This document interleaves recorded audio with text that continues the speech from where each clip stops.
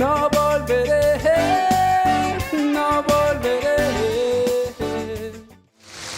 Vamos a aplaudir al Señor Jesús.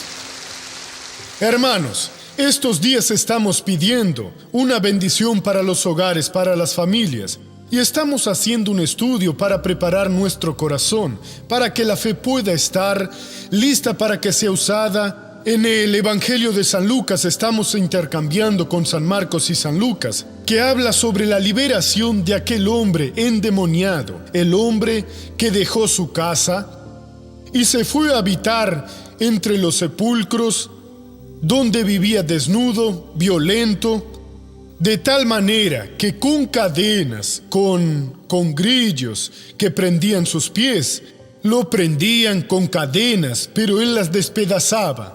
Hasta que Jesús fue a aquel territorio, confrontó a aquellos espíritus malos, liberó a ese hombre y éste le hizo un pedido que el Señor Jesús le negó.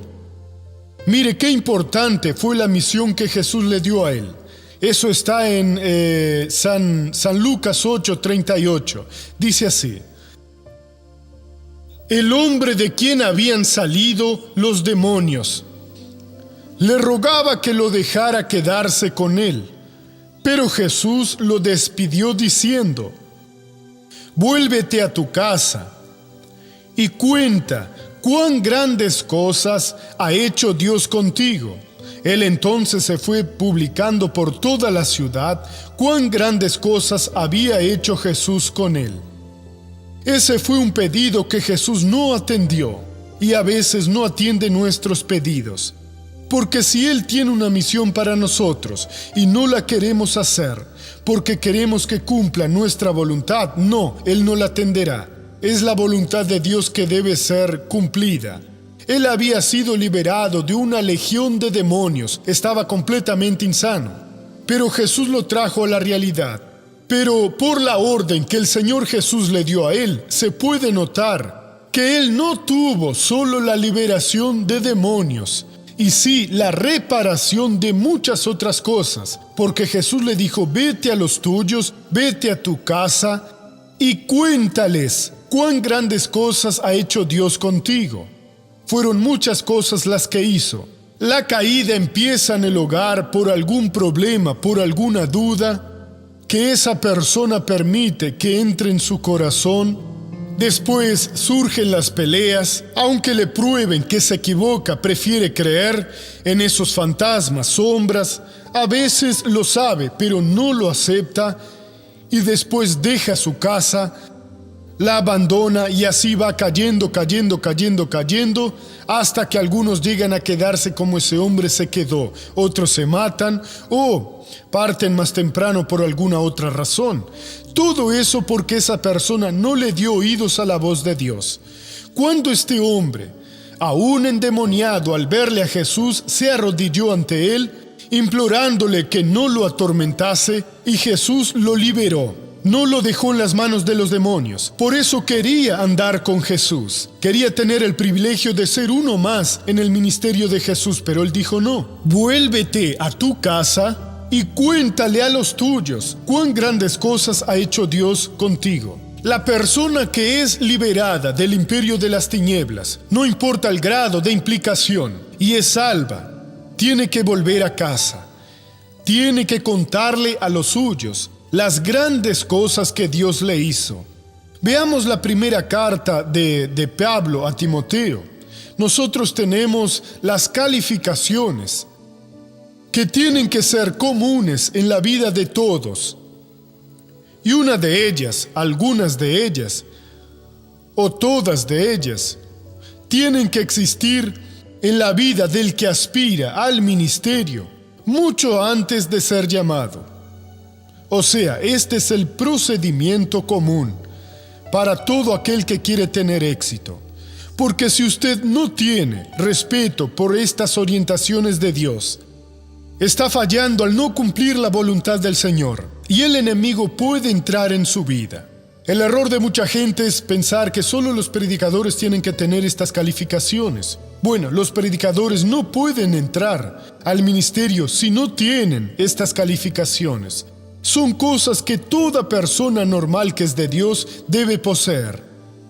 Primera carta a Timoteo 3, del 1 al 7 dice: esta es una palabra fiel, verdadera. Si alguno anhela obispado, el ministerio, buena obra desea. Pero es necesario que el obispo, déjeme explicarle qué sería obispo. Es el pastor de un grupo de pastores, es el superintendente de una región, o a veces de apenas una iglesia, no hay nada de misterioso. Él es pastor, él es obispo, él es apóstol. ¿Qué es el apóstol? Es el que Dios usa para fundar un trabajo. Y esto puede ser un hermano, puede ser... nosotros aquí decimos que todos son pastores, pero hay esas divisiones que no significan que ella es mejor. Así que es necesario, la palabra obispo es superintendente. Sea irreprochable. Tenemos que vivir como personas normales, de modo irreprensible. ¿Qué es eso? Que no es digno o que no puede ser reprendido.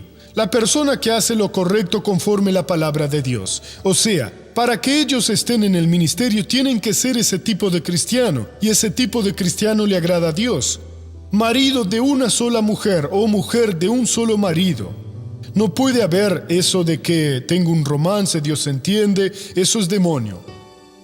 Una persona normal tiene que ser marido o esposa de una sola persona.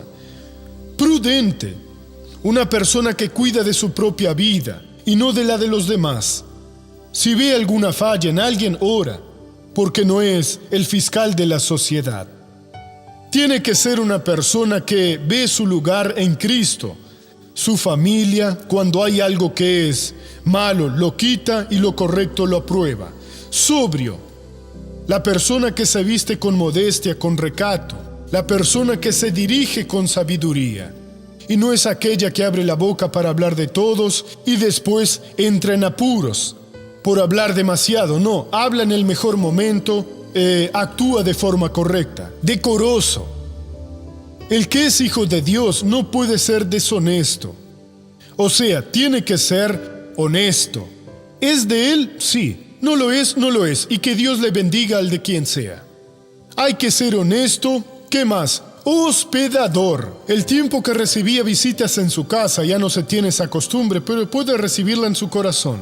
No importa quién entre, porque usted tiene una palabra bonita para ella. Usted es amigo de esa persona, usted la ayuda. ¿Y qué más?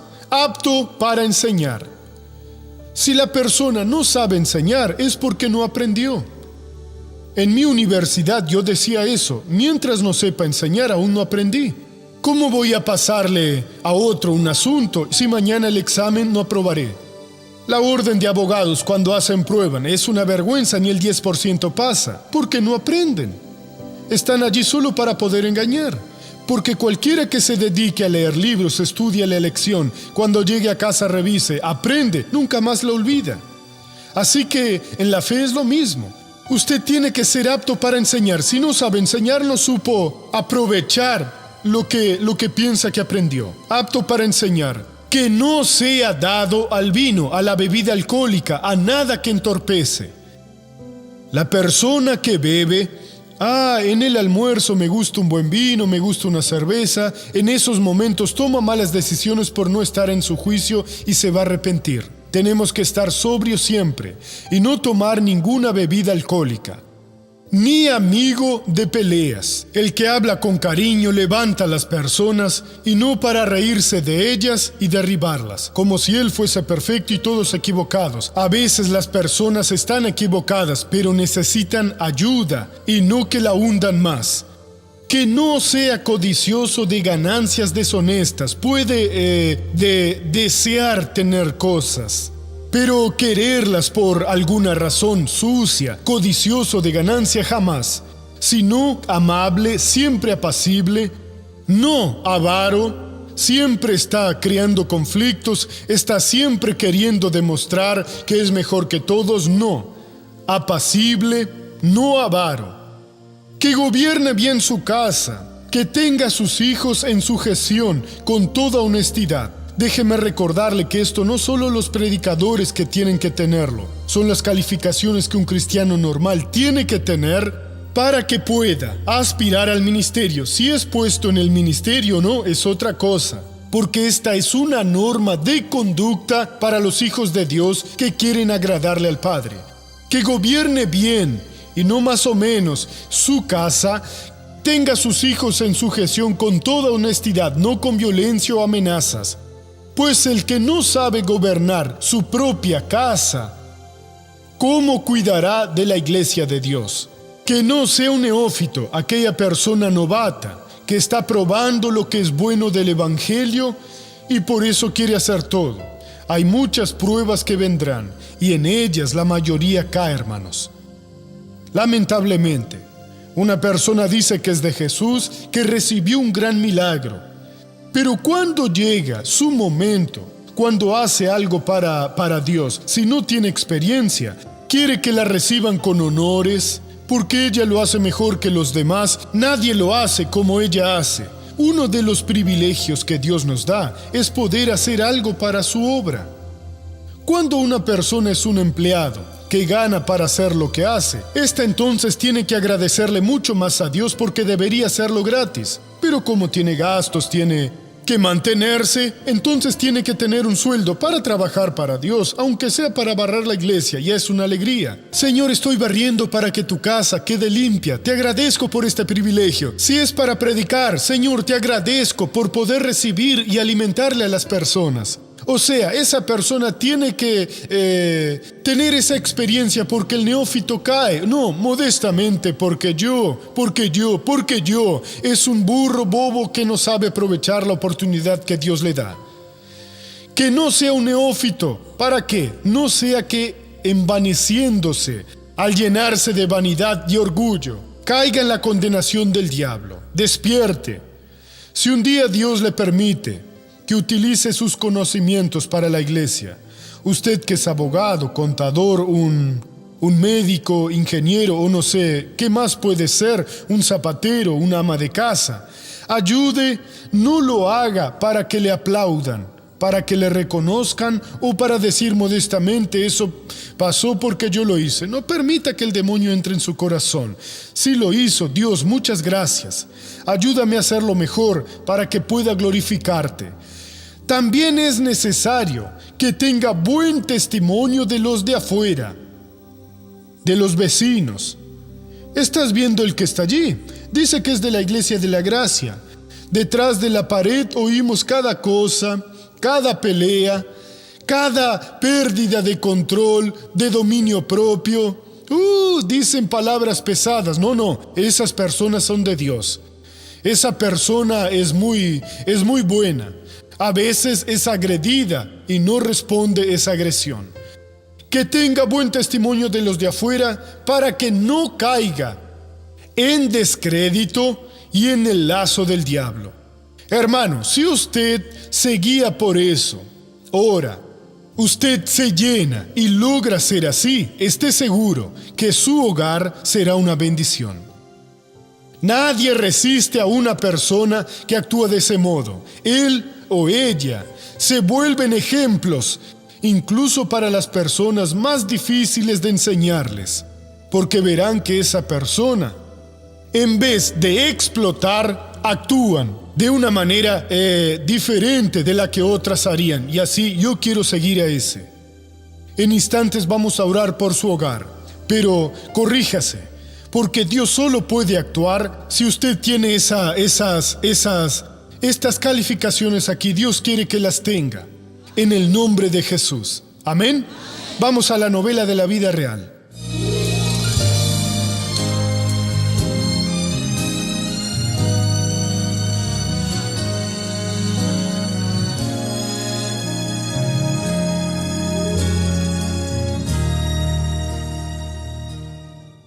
Al volver a casa después de un día de trabajo, Ivonne sintió dolor en las piernas y en la columna. Doña Ivonne tuvo una espondilolistesis, que es una enfermedad ortopédica grave, una enfermedad que incluso puede provocar alteraciones desde el punto de vista neurológico.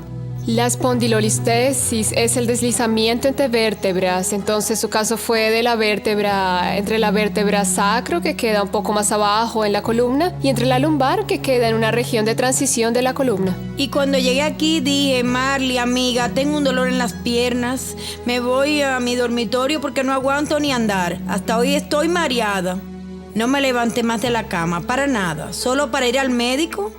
Me llevaron en los brazos y me pusieron en el auto.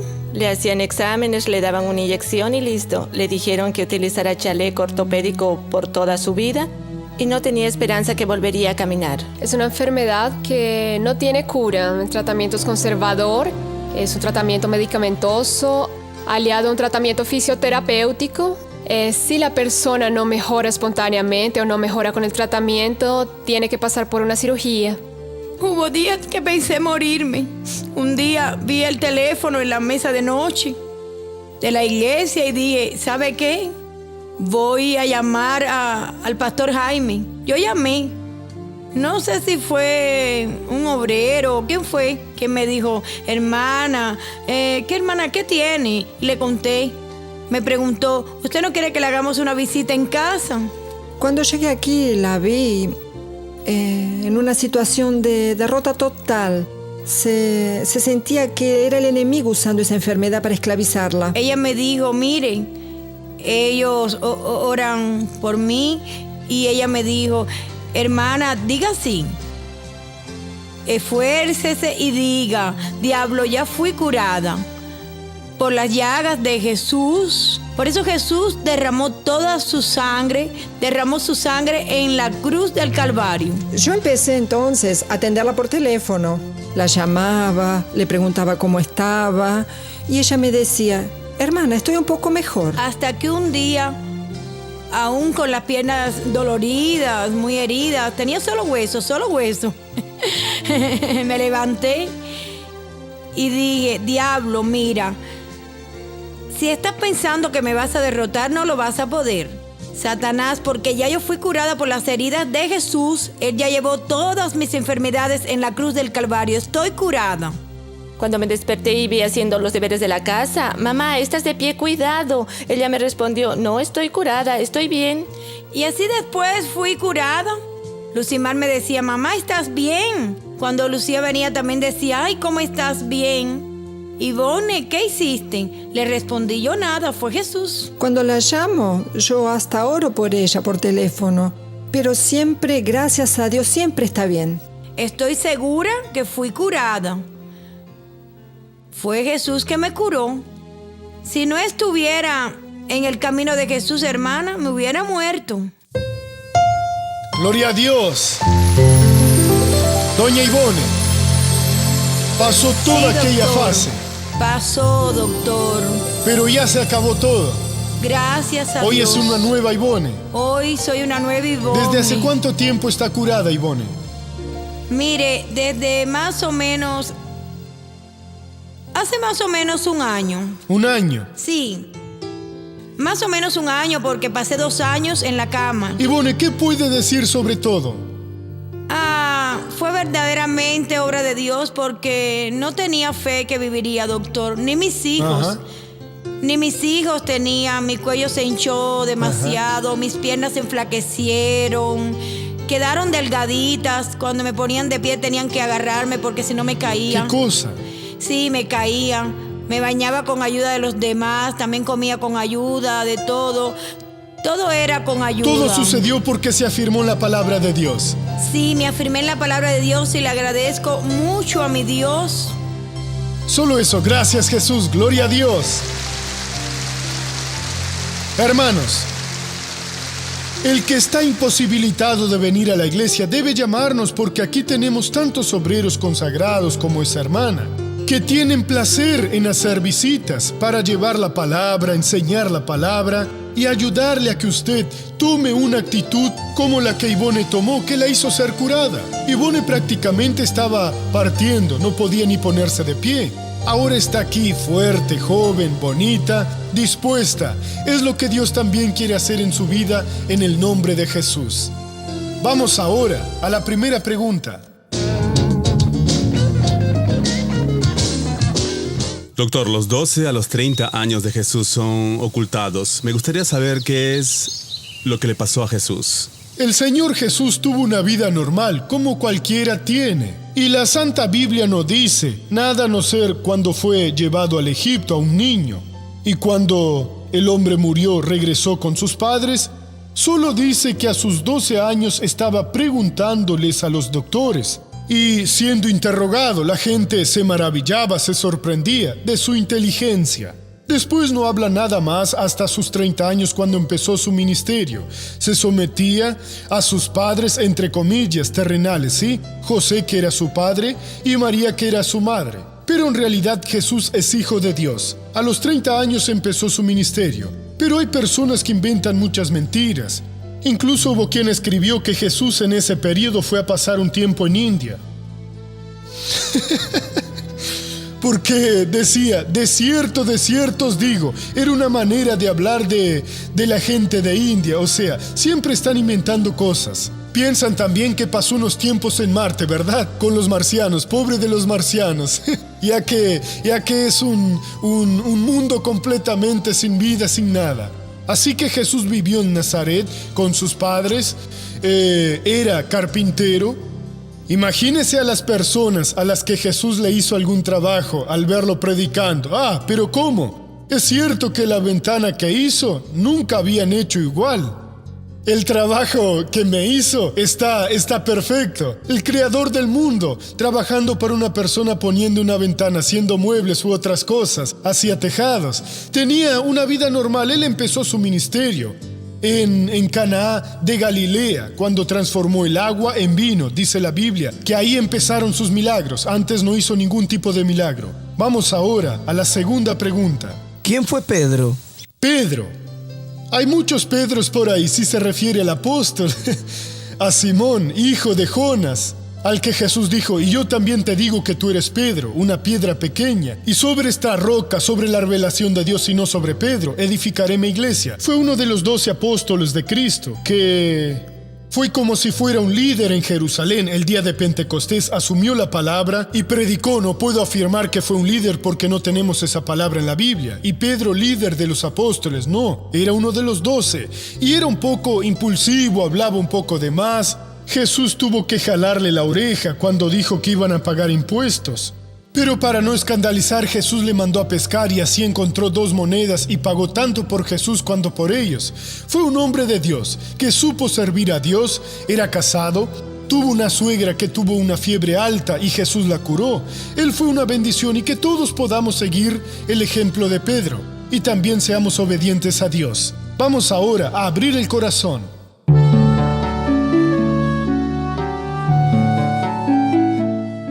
Tengo 28 años y paso por un gran conflicto en mi vida sentimental.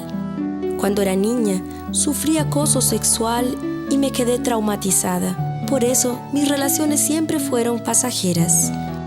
Sufro al tener miedo de tener relaciones íntimas con muchachos. Ya pensé buscar una psicóloga, pero no me siento a gusto al comentar ese asunto con ella. Tengo mucha vergüenza por todo eso. Ya me gustó un chico, pero no conseguí involucrarme. Doctor, por favor, deme una sugerencia. Sí, creo que necesita ayuda, hermana. Dijo que tiene miedo de tener relaciones íntimas con otros muchachos. ¿Qué es eso? Solo puede relacionarse con uno después que se case. Eso no se puede. Tener relaciones antes de casarse, sea con uno o con más de uno, ya es prostitución. Aunque sea con uno, la Biblia ya lo condena. Y dice que las personas que cometen ese tipo de relación van a probar la muerte segunda. Eso es algo serio y está en Apocalipsis, capítulo 21, versículo 8. El mundo anda diciendo, hazlo porque es muy bueno u otras cosas más. Mentira, eso se llama fornicación. Dice así, pero estoy diciendo lo mismo que ya decían en mis tiempos. Si el joven no lo hace, se quedará atrofiado. Mentira del diablo, eso no existe. Es una mentira de Satanás que inventa para que digan las personas.